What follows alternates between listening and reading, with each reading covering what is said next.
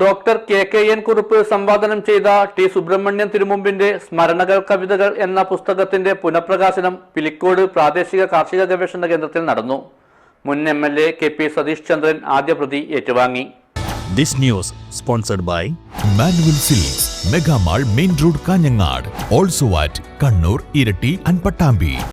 1928, 1948 കാലഘട്ടങ്ങളിൽ ടി.എസ്. തിരുമുമ്പ് രചിച്ച കവിതകൾ സമാഹരിച്ച് 1982 ഡോക്ടർ കെ.എൻ. കുറുപ്പ് സംവാദനം ചെയ്ത കവിതാ സമാഹാരമാണ് കുട്ടമത്ത് പഠന കേന്ദ്രം പുനഃപ്രകാശനം ചെയ്തത്.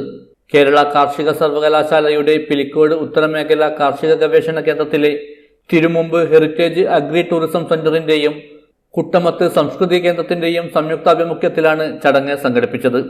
കാർഷിക ഗവേഷണ കേന്ദ്രം മേധാവി പ്രൊഫസർ ഡോക്ടർ വനജ ടി.യുടെ അധ്യക്ഷതയിൽ നടന്ന ചടങ്ങിൽ പുസ്തക പ്രകാശനവും ഉദ്ഘാടനവും മുൻ Calicut university vice chancellor doctor K N. Kurup നിർവഹിച്ചു. ഈ പ്രദേശത്തിന്റെ സാംസ്കാരിക ധാരയെ വളർത്തിയെടുക്കുകയും ഇതെല്ലാം ചെയ്ത വ്യക്തിത്വങ്ങളാണ്.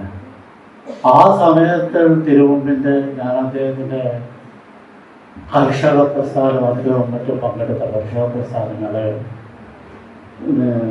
യൂണിവേഴ്സിറ്റി തലത്തിൽ വളരെ ഗഹനമായി പഠിക്കപ്പോഴേ ഈ പ്രദേശവുമായുള്ള എൻ്റെ ഗാഠമായ സംസർഗം, എൻ്റെ കുടുംബാംഗങ്ങളും പൂർവ്വസൂരികളുമായിട്ടുള്ള സമ്മർദ്ദം, ഇതെല്ലാം തന്നെ ഈ പ്രദേശത്തിൻ്റെ ചരിത്രത്തെ അന്താരാഷ്ട്ര തലത്തിൽ ഇവിടെ സാഹിത്യമുണ്ട്, സംസ്കാരമുണ്ട്, കലയുണ്ട്.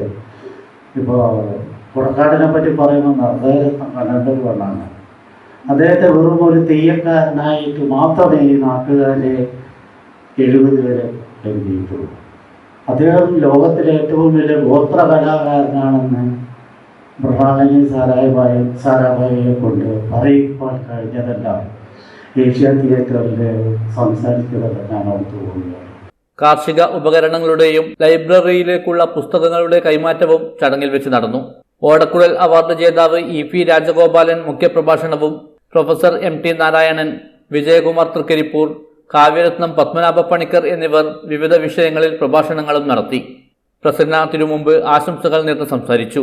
രതീഷ് പി.കെ. സ്വാഗതവും Y.M.C. ചന്ദ്രശേഖരൻ നന്ദിയും പറഞ്ഞു.